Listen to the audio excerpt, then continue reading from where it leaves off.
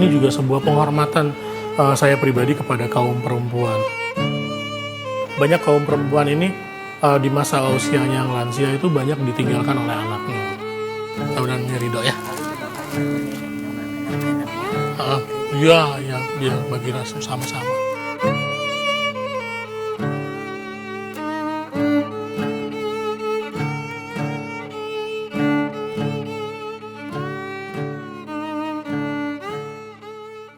Assalamualaikum warahmatullahi wabarakatuh.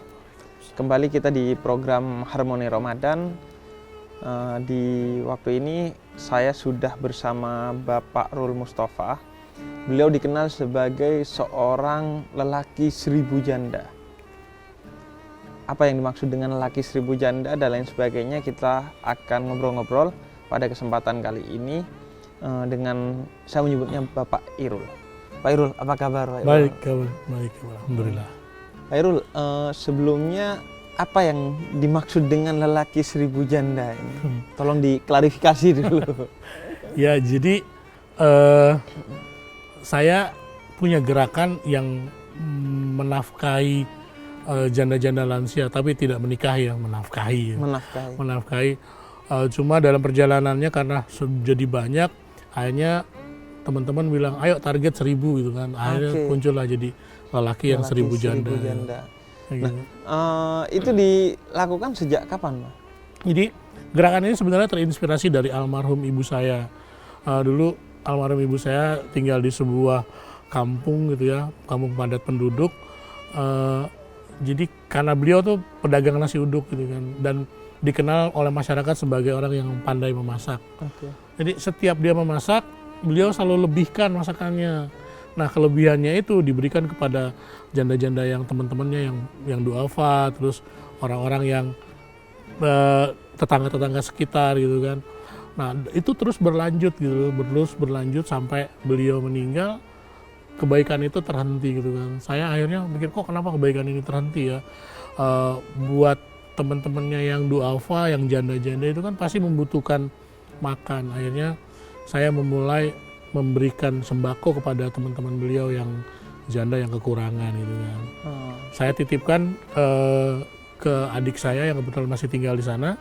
Ketika adik saya memberikan sembako kepada janda-janda itu, ada ucapan yang direkam lewat video atau ada foto yang diberikan ke saya gitu. Nah, ini membuat saya jadi makin tergerak, loh kok ini mereka pada bahagia ya, padahal cuma dikasih beras dan minyak gitu kan. Akhirnya saya kepikir, kenapa nggak gerakan ini saya lebih luaskan lagi gitu. Mulailah dari situ saya membuat gerakan ini menjadi lebih banyak. Jadi dari awal itu sudah berapa tahun ke sekarang? Kalau sekarang udah hampir 2 tahun setengah. Hampir 2 tahun setengah. Oke, total janda yang tersantuni? Kalau sekarang hampir di 417. 417, sudah hampir mendekati separuh. Iya, karena memang janda yang kami nafkahi itu usianya di atas 60 sampai 65 tahun ke atas gitu kan. Jadi untuk mengejar target 1000 itu agak sedikit sulit dengan usia yang segitu. Ketika minggu ini kita dapat janda baru gitu ya, dapat target baru 5, minggu depannya ada yang meninggal 5 gitu kan. Jadi karena usia gitu kan ya. Dan itu memang kriterianya, usianya harus segitu. Ya, jadi janda-janda yang kami santunin ini memang orang yang sudah kita lakukan proses assessment gitu ya. Mereka memang tinggal sendirian dalam kondisi kekurangan dan memang mereka butuh bantuan gitu. Artinya memang sudah tidak bisa berdikari secara ekonomi lah ya. Sudah tidak bisa melakukan kegiatan-kegiatan lah. Oke, poin yang saya dapatkan di segmen pertama ini bahwa pertama pentingnya berbagi tanpa pamrih itu, sehingga itu jadi tagline yang buru-buru ditegaskan oleh Pak Irul tadi di awal, yaitu menafkahi tanpa menikahi. Hal lain yang menjadi catatan saya di segmen pertama ini adalah apa yang disampaikan tadi oleh Pak Irul, bahwa inisiasi ini datang dari ibunya yang dia juga seorang janda. Artinya di bulan Ramadan ini kita juga sebenarnya oleh Tuhan dididik untuk merasakan menjadi seorang yang kekurangan.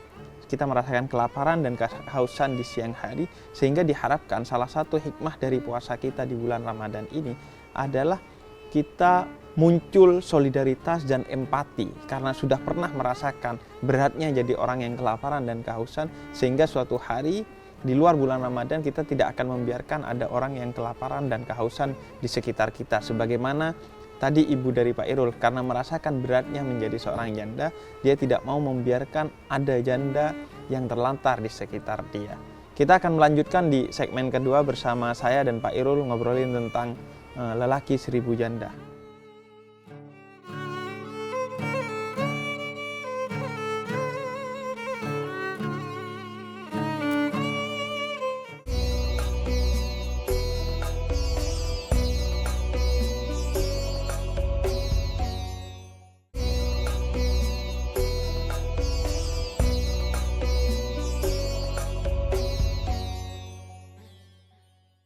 Kembali lagi di program Harmoni Ramadan bersama saya dan Pak Irul, seorang lelaki 1000 janda yang dijuluki oleh banyak orang.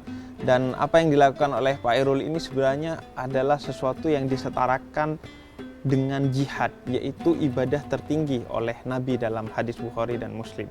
Di mana kata Nabi, seorang yang menafkahi seorang janda, maka pahalanya seperti orang yang berjihad di jalan Allah. Atau jika dia tidak berjihad, maka seperti seorang yang menghabiskan malamnya dengan tahajud dan siangnya dengan puasa. Artinya ini setara dengan jihad di jalan Allah, yaitu menafkahi seorang janda. Nah, Pak Irul, selanjutnya apa saja yang dibantu nanti dari janda-janda ini, Pak Irul? Pertama kita bantu kebutuhan pokoknya, kebutuhan kehidupan sehari-harinya, kebutuhan dapurnya gitu kan. Kedua, kita juga membantu menemani mereka ketika mereka sakit. Jadi kan ada mereka sudah lansia, ketika mereka sakit harus ada yang nemenin.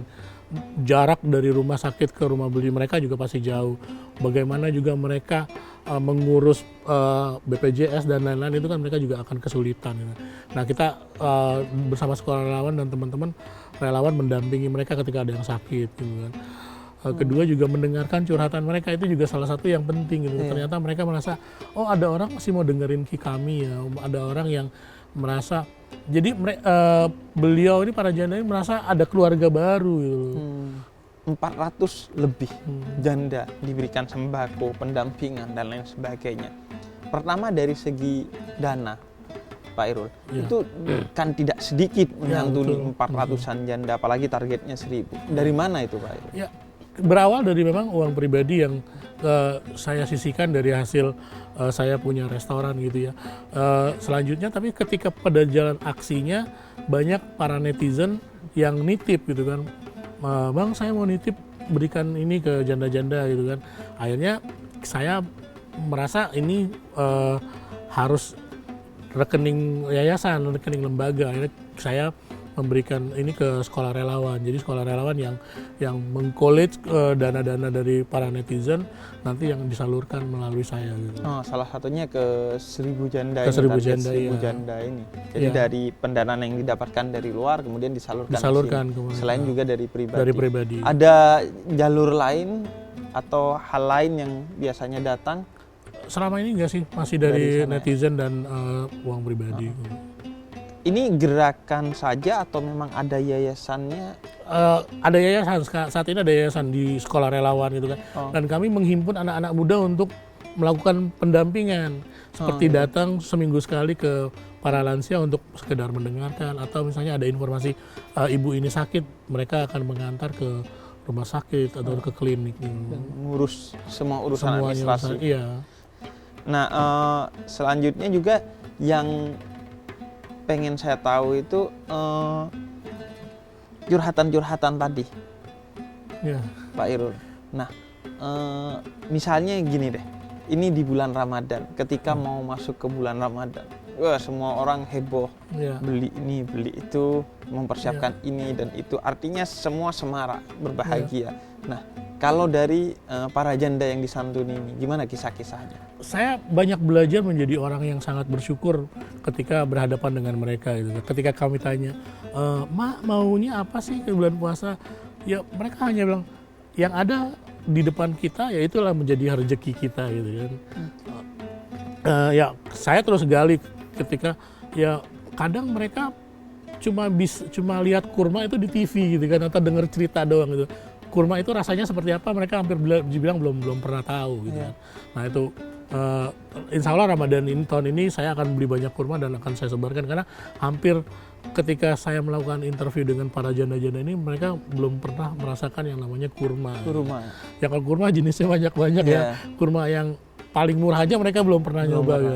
Satu, yang kedua itu peralatan ibadah gitu kan. Mereka punya mukena gitu ya, hanya satu, dan itu dipakai setiap hari gitu kan, berulang-ulang gitu. Dan saya melihat memang mereka butuh itu untuk ibadah gitu. Keinginan mereka cuma sederhana. Ada yang ketika ditanya cuma pengen termos gitu kan, pengen punya termos baru karena buat nyeduh teh gitu kan. Itu kan simple buat kita bisa gonta-ganti gitu kan. Tapi mereka enggak, saya cuma minta termos aja kalau ada gitu kan. Ya artinya sangat sederhana, tapi karena kondisi mereka sangat lemah, betul-betul tidak bisa menjangkau kebutuhan dasar itu. Dan di Ramadan ini ada program itu, memberikan kurma kepada... Ya, memberikan kurma. Kita ada program nanti di Sekolah Relawan namanya kado Ramadan. Jadi kita memberikan mereka kado berupa persiapan untuk Ramadan. Ada yang mukena, ada korma dan sirup gitu. Kalau sirup mereka pasti ya belum pernah gitu kan. Iya, kurma aja belum pernah ya, apalagi sirup. Ya, banyak kan yang saya interview yang mereka mintanya ya itu korma. Mereka belum pernah lihat korma. Oke, jadi program Lelaki Seribu Janda ini itu ya, di bulan Ramadan. Ada kado Ramadan yang akan kita sampaikan ke mereka. Oke, kemudian ada ini enggak Pak Irul, curhatan lain yang di luar urusan ekonomi misalnya? Mereka ketika bilang mereka rindu keluarga atau rindu anak. Bahkan ketika saya telat seminggu datang aja gitu, bahkan mereka curhatnya juga bisa sampai nangis. Bahkan ada yang bilang nanti kalau ibu meninggal, ibu ngabarin bapak boleh ya gitu.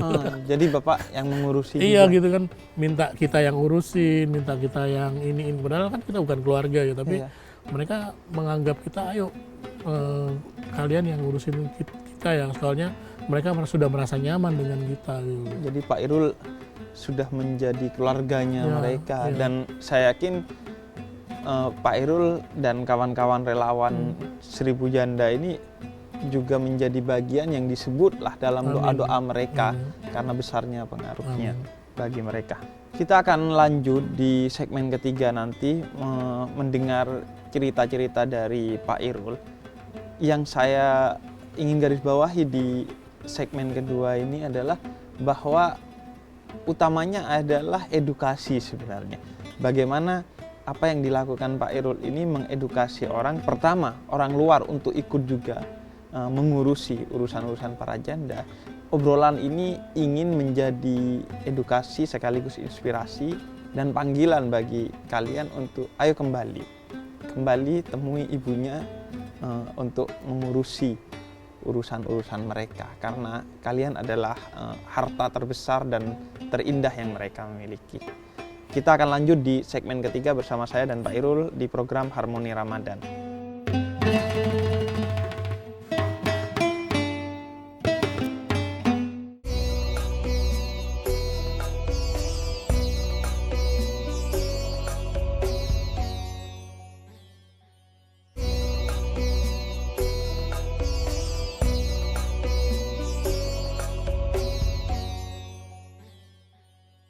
Kembali lagi di program Harmoni Ramadan bersama saya dan Pak Irul, seorang lelaki seribu janda. Yang dilakukan Pak Irul ini sebenarnya saya melihatnya mengingatkan saya kembali kepada Nabi Muhammad, di mana beliau dari seluruh istrinya yang menurut sebagian riwayat jumlahnya 11, itu hanya satu yang tidak janda. 10 itu semuanya janda. Dan pernikahan Nabi Muhammad dengan berbagai istrinya itu semua motivasinya adalah sebagaimana yang dilakukan oleh Pak Irul, yaitu membantu secara ekonomi dan menemani secara emosional dengan para janda itu, sehingga itu dilakukan justru untuk tujuan empati, solidaritas, sebagaimana yang menjadi visi dari Pak Irul pada hari ini. Nah, Pak Irul, selanjutnya saya mau tanya soal pertemuan nih dengan para janda ini. Ada nggak kisah-kisah pertemuan yang wah menyentuh sekali bagi Pak Irul? Ada beberapa, misalnya contoh saya pernah ketemu seorang janda yang kakinya lumpuh, tapi beliau ini sebenarnya suka bantuin orang dalam proses pelahiran. Pelahiran gitu. Dalam perjalanan kita bantu terus gitu kan, dia lumpuh. Nah, di tahun kemarin penyakitnya bertambah, akhirnya beliau tidak bisa melihat. Sudah lumpuh, tidak bisa melihat. Aku pikir akan berhenti ketika dia membantu orang untuk melahirkan. Tapi ternyata tidak. Beliau ini membuat ramuan bedak dari ramuan tradisional bedak yang diperuntukkan untuk anak-anak yang kena penyakit tampek dan cacar. Dan itu dibagikan gratis. Sedangkan dia sendiri padahal tidak mampu gitu kan. Itu kan perlu proses yang panjang karena dia harus merendam berasnya, dia harus menggiling berasnya, dan itu mengeluarkan uang untuk menyuruh orang pergi ke penggilingan, dan butuh proses untuk menunggu beras ini dalam keadaan baik, bagus gitu. Nah itu proses itu nggak mudah buat kita gitu kan, meluangkan waktu. Dan dia dalam kondisi lumpuh dan buta gitu loh. Dan ini digratiskan oleh orang-orang masyarakat yang minta itu membuat saya jadi ternyata nggak ada alasan tidak punya dan tidak bisa untuk melakukan kegiatan berbagi gitu kan. Ada ini nggak Pak Irul, cerita-cerita lagi, kesan-kesan dalam relasi dengan mereka? Saya pernah bertemu seorang janda di daerah Pondok Gede gitu ya, dia tinggal sendirian karena salah satu korban bencana gempa Padang gitu kan. Ketika saya ketemuin, dia lagi terlunta-lunta mengambil pemulung gitu kan. Akhirnya saya datangi, saya asesmen, saya pindahkan rumah kosnya yang tadinya di lapak pemulung, saya pindahkan cari kontrakan yang lebih baik. Ngobrol panjang lebar, ternyata dari situ dia masih bisa bikin sate Padang. Akhirnya saya modalin, saya dampingi bikin sate Padang. Alhamdulillah sekarang dia udah punya gerai 2 sate Padang gitu loh. 2 gerai? Iya, yang tadinya dia menjadi penerima manfaat, sekarang dia berzakat kepada kita gitu kan. Jadi setiap bulan dia memberikan kelebihan keuntungannya buat dizakatin. Gitu. Jadi dulu dia penerima manfaat, sekarang jadi pemberi mustahik, manfaat. Sekarang muzaki, jadi tukang pemberi zakat.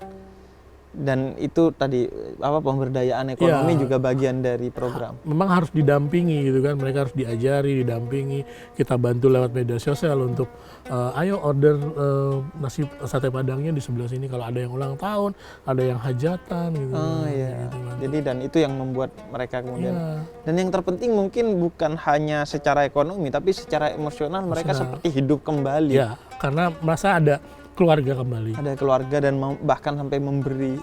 Jadi kayak apa yang dilakukan Pak Irul, saya melihat itu seperti memberikan kehidupan kembali, kehidupan kedua bagi orang yang mungkin merasa sudah patah semangat, selesai hidupnya, tinggal menunggu hari wafatnya dan lain sebagainya. Nah, harapannya Pak Irul, harapan dari apa yang sudah dilakukan atau apa yang disiapkan ke depannya ini?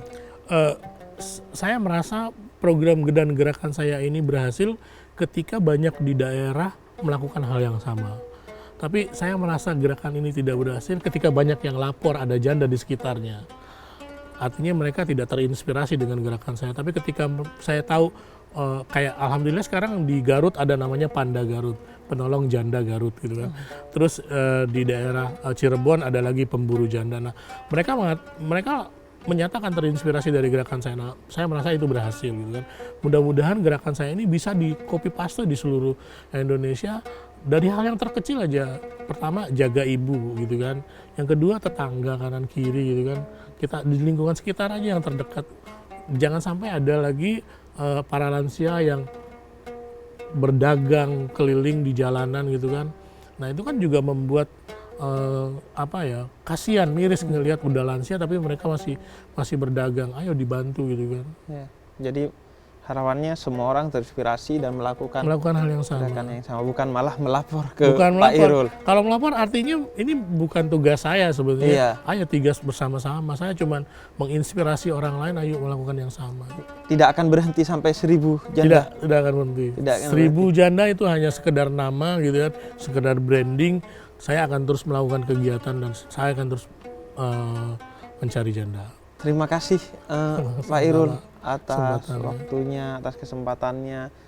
Kita belajar banyak pada tayangan kali ini, di mana pentingnya satu empati kepada orang lain, karena kita belajar dari hadis Nabi bahwa kata Nabi, khairun nas anfa'uhum linnas.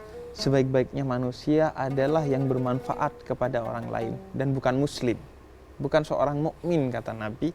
Jika ada dia di suatu masyarakat namun tetangga-tetangganya tidak merasakan keberadaannya, artinya ia tidak membantu orang-orang yang berada di sekitarnya dan membuat kehidupan orang-orang yang lemah, yang kurang di sekitarnya menjadi lebih baik karena padahal dia bisa membantunya.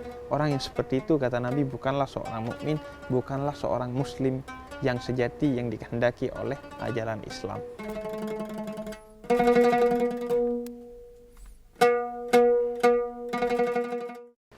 Di tengah anak-anak yang banyak sekali meninggalkan ibu-ibunya karena ibu-ibunya yang sakit, ibunya kekurangan, dan ibunya sangat merepotkan dia emosionalnya dan lain sebagainya, dan di tengah fenomena banyaknya orang-orang yang mau menikahi janda karena justru ia mau mengambil manfaat dari janda itu, maka kita tertampar oleh Bapak Nurul Mustafa, seorang lelaki 1000 janda yang memberikan waktunya, hartanya, dan semua yang dia miliki untuk kemudian memberi tanpa pamrih kepada para janda itu. Dan ia juga berusaha menginspirasi dan mengedukasi kita semua untuk juga melakukan gerakan serupa, memberi tanpa meminta kepada para janda yang membutuhkan uluran tangan kita. Itulah cinta yang sejati. Kita belajar pada hari ini bahwa inti dari cinta adalah empati. Ketika kita memberi tanpa harapan untuk menerima dari apa yang kita berikan. Dan itu yang menjadi inti cerita dari episode hari ini. Cinta sejati, ia menaungi tanpa menikahi. Wassalamualaikum warahmatullahi wabarakatuh.